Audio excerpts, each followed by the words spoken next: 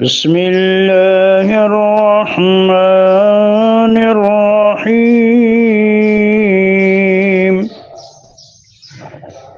إن الذين كذبوا بآياتنا واستكبروا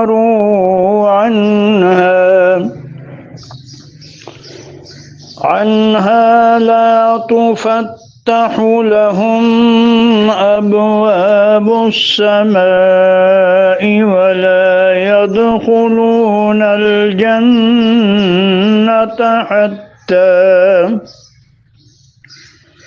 حتى يلج الجمل في سم الخياط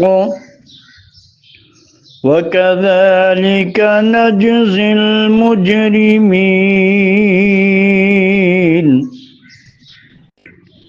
لهم من جهنم مهاد ومن فوقهم غواش وكذلك نجزي الظالمين.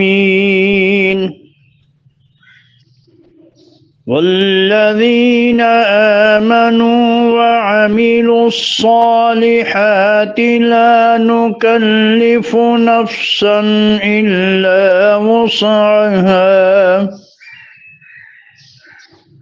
أولئك أصحاب الجنة هم فيها خالدون.